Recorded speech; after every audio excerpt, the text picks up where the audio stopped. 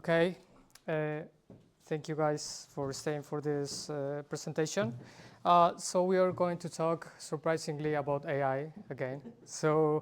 But this time we'll focus on the development process for us as software engineers, how to use it smart. And so let's start quickly with what was the narrative.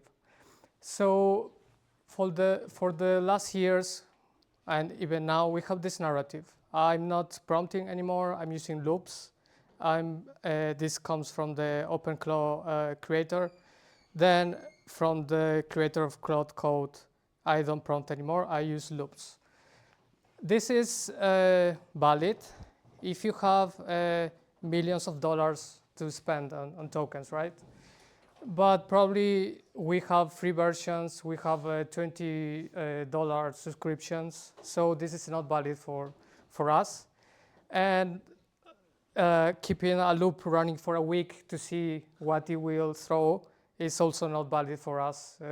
You will burn your wallet and you won't have anything to it for a month.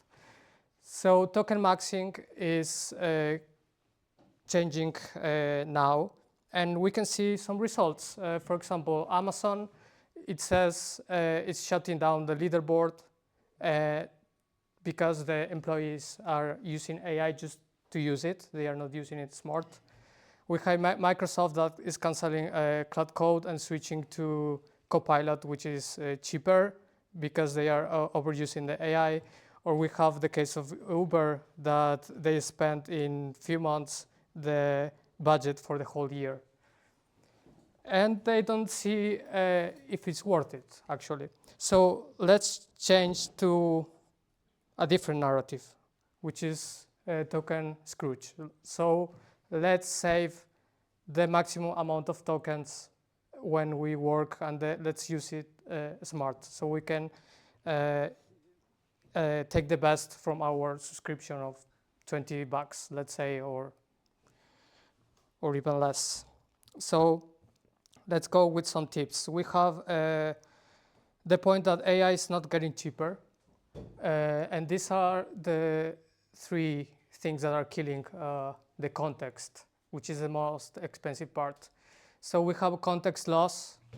Claude forgets as we keep prompting the context window fields, it start forgetting and compress the things from the beginning and so on. We have some pattern violations. For example, when Claude starts to hallucinate, embeds requirements and change architecture, and we have assumption drift.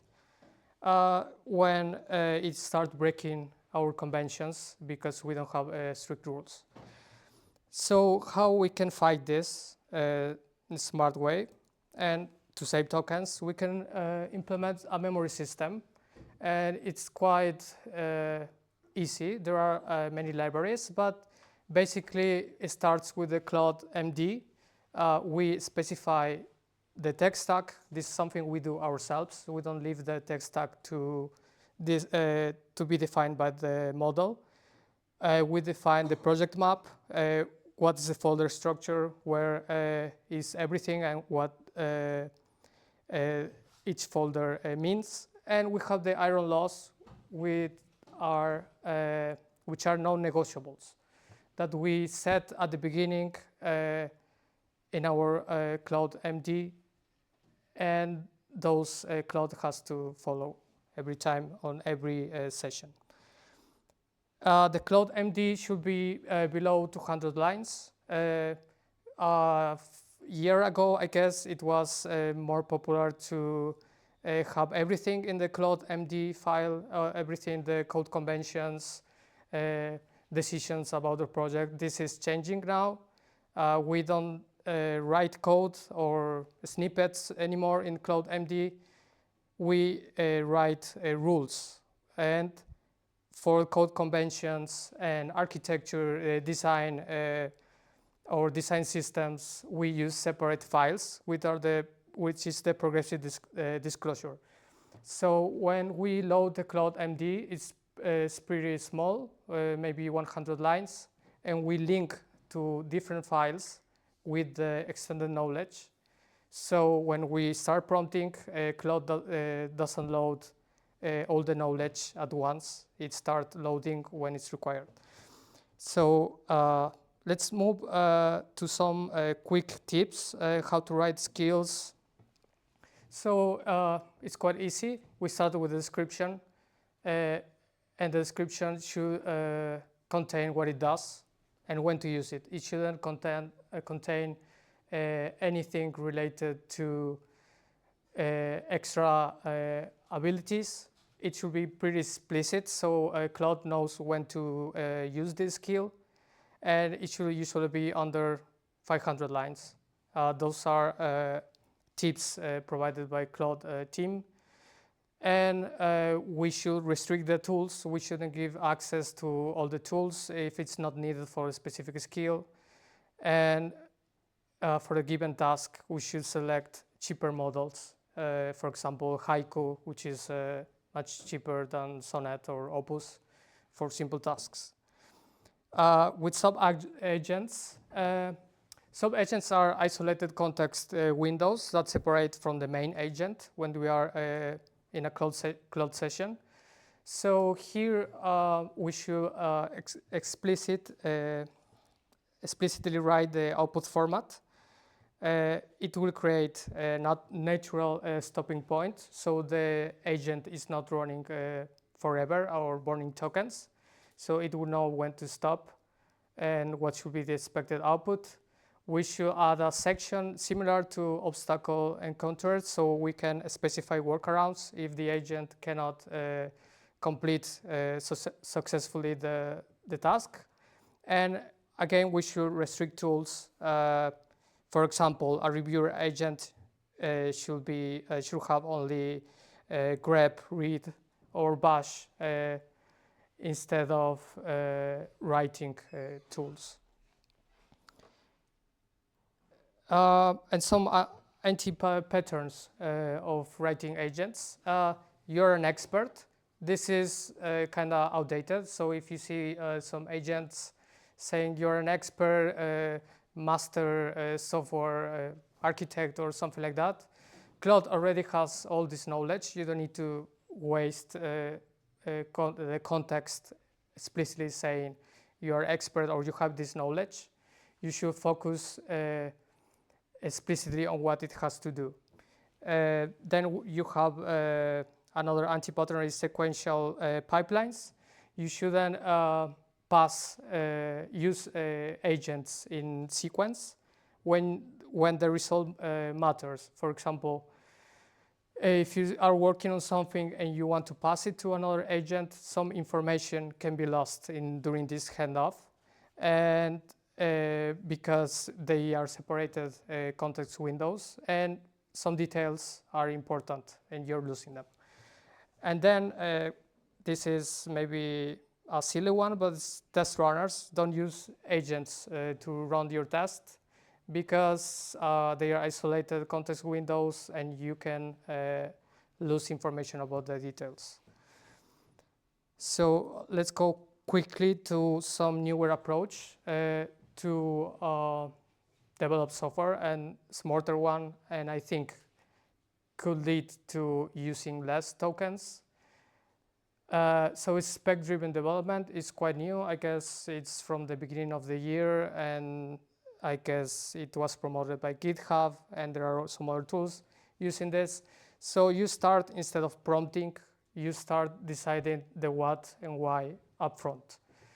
So the definition taken from Martin Fowler blog says that a spec is a structured behavior-oriented artifact, or a set of related artifacts written in natural language. So it's basically an MD markdown file that says what and why you are doing this to guide the agent or Claude.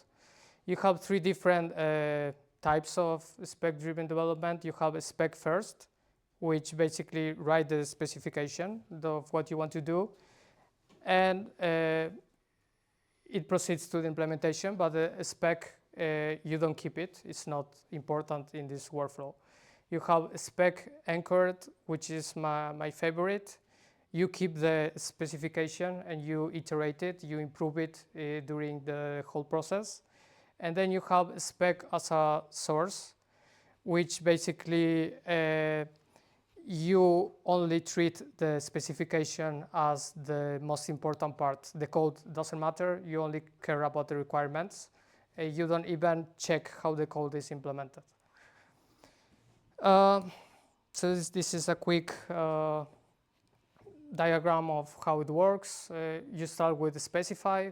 That's probably some workflow you already do, or some of you probably do. You specify what you want to do. You follow a step of clarifying with the model. You start asking questions and getting up the perfect specs. Then you do the planning. You split into tasks. You analyze for validation, and then you implement.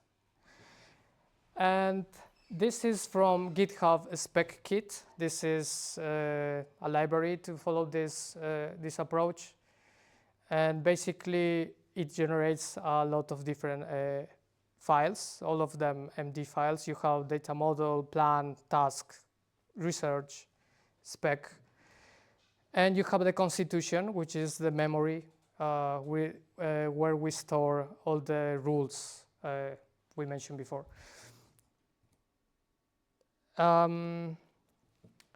So yeah, this is the complete model on how it works, and how I approach this. I start with a research manual. You can use some free tools. You can use Perplexity or any other. You start with the spec, which is the most important part. You define what and why, as mentioned before. You split in smaller tasks, then you implement. This is an iterative process, and you can have even parallel agents in some steps. You follow the review, and then you validate that the implementation is in line with the specifications. As mentioned here, every step has some human feedback. It's not 100% executed by AI, so we can get the best result with the less amount of tokens. If you let it run in a loop, or as mentioned before, with the goal and so on, it will start wasting tokens in situations where a simple steering from human could have improved the results immediately. So I wrote my own workflow. I mean, I think anyone could do it. We don't need to use the one from GitHub or from the other companies. So I wrote my own. Those are simple MD files. And I have some simple agents. You have some agent that implements, other does some research. You have a reviewer. You have a validator that checks the compliance with the specs. And a new one that I added, that I found out some companies are using, is the garbage collector, which is an agent that goes through the documentation and removes old facts that are not relevant anymore because your new implementation changed something. And the question is, do you really need those 14 agents and 87 skills in your project? Or maybe you need 5 or to 10 skills and few agents that are very precise and can do the work, and you have control in an expressive way. So how Ruby is connected to this? Well, Ruby is token efficiency. It was already mentioned in other presentations last year, and there are some benchmarks and tests showing this. So the only fact of using Ruby, you are already being or following this token Scrooge. And yeah, There are a lot of tools to do this. You have Caveman, which compress all your conversations with Claude and other agents as well. You have this new one I found is Ponytail, which basically tries to force Claude to write the implementation as a one-liner. This is quite funny. And you have more serious ones, which is agent skills. This is a set of skills following a similar schema to spec-driven development. And this was written by some Google engineer, and it's quite solid and recommended by the whole community. With this QR, you can scan, and you will see like a full list of resources and also the blog where you can read more about the SDD. So yeah, that's all from me. Do you have any question?